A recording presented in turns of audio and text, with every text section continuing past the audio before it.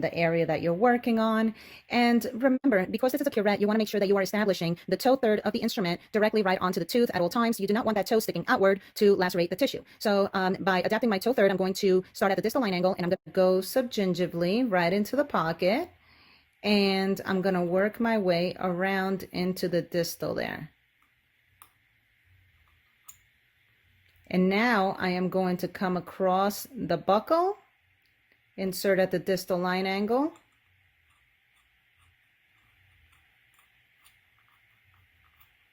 making sure I have overlapping strokes and making sure that I am establishing that 70 to 80 degree angulation towards the tooth just by rocking on my fulcrum. Again, distal line angle.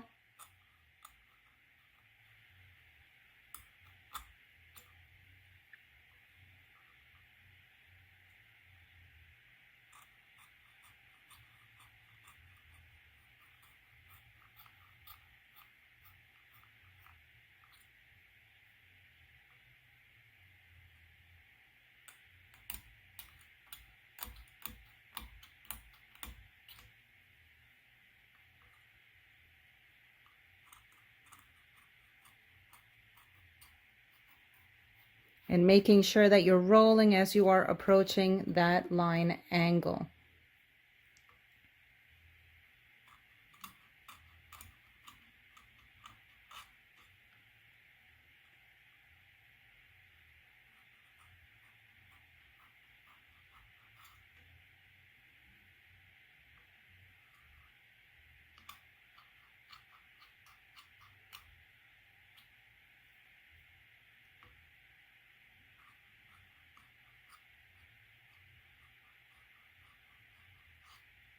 And that is how you use the Columbia 4R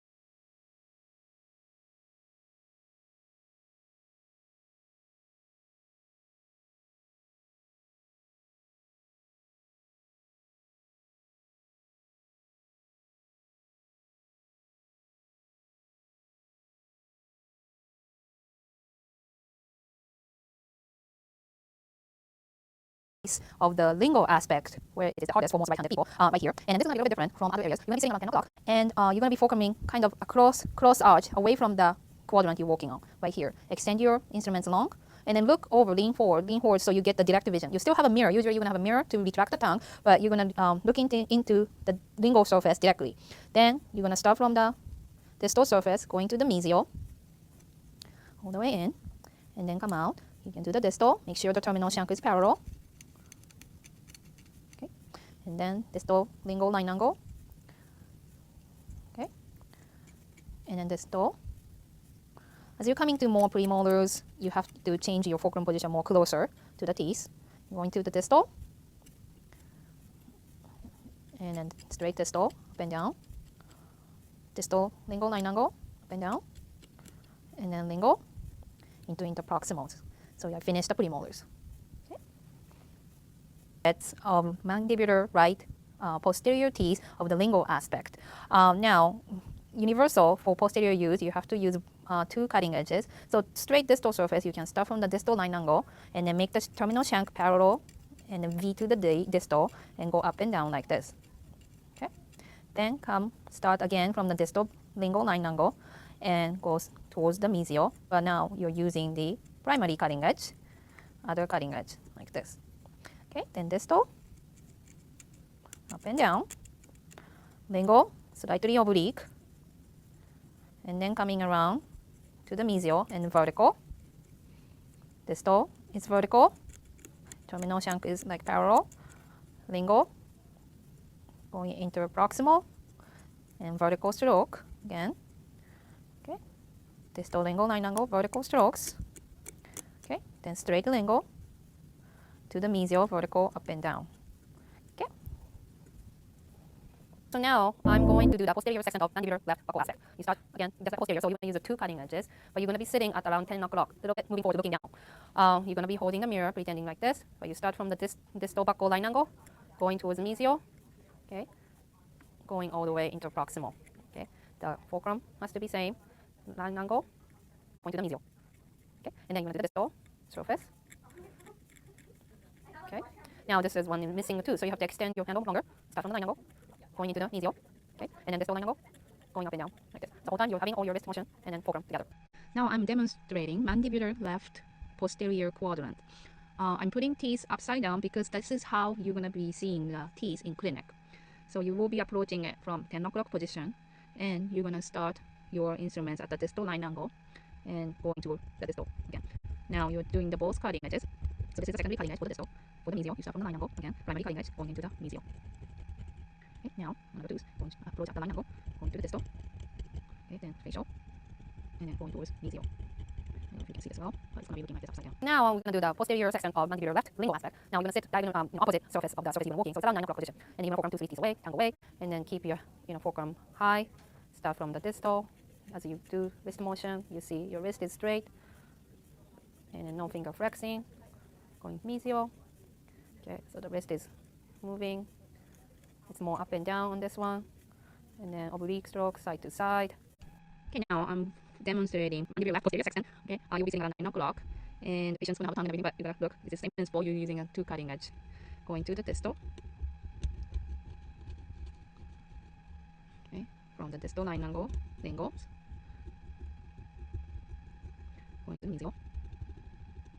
Now the premolar, instead of the tooth, move your position a little bit, going to the distal. Shank is slightly towards the tooth, closing the blade.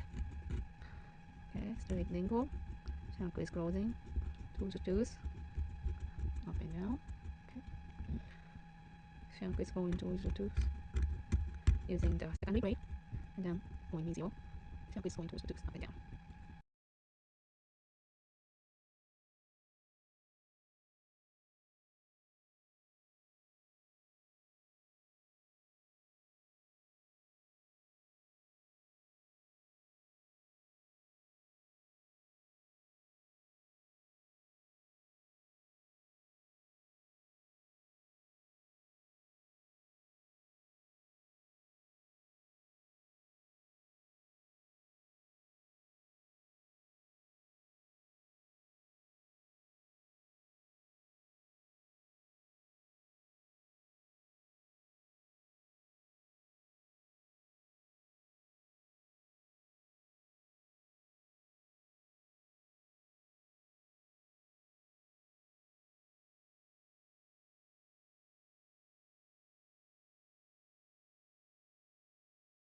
Superior anterior sextant, the lingual surface is towards you for right-handed person. You're going to be sitting at 8 o'clock using indirect vision with your mouse mirror.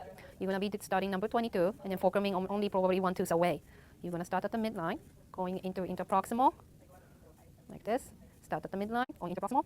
Now I'm going to demonstrate mandibular anterior sextant surfaces towards, but lingual surfaces, lingual aspect. So you will be around 8 o'clock position, but you're going to be fulcruming about 1 or 2 teeth away. Usually you're going to have the mirror to reflect the light and even do the indirect vision. Starting from the midline again, and then use the primary cutting edge, and then going into interproximal. And then shank will not be parallel. Again, going from the midline and then going into proximals. Next tooth, going into interproximal. And going all the way. Now, up and down, going into interproximal. The shank is again not parallel. The handle is on top of the tooth you're working on. Okay, next tooth. Going towards the proximal. This is a way you're going to be sitting at 12 o'clock position. Start from the midline, going into the distal on number 22. Starting midline, going towards 22. The fulcrum is very close, and then keep the handle straight up and down on top of the tooth you're working on. So as you're going into the number 27, you can move yourself a little bit into your fulcrum position. Okay, going into interproximal, and then you want to finish up the canine. But this is only surfaces away. Now I'm going to demonstrate mandibular anterior sextant, how to use universal curet. Basically, you're going to sit at 12 o'clock, but you're going to see same thing. Surfaces away, surface towards. Concept is same. So start at the midline. I'm going to start surfaces away right now. but you're only using primary cutting edge like this. Next tooth, primary cutting edge going into interproximal, but look at the shank is not parallel at all. Okay, the next is right here. Keep eye on the handle position. Handle is always on top of the tooth you're working on. Probably you don't see it on this picture, but keep eye on your handles. Okay, this is toward away from you for right-handed operator. Oh, this is okay. And then right here, going into proximal.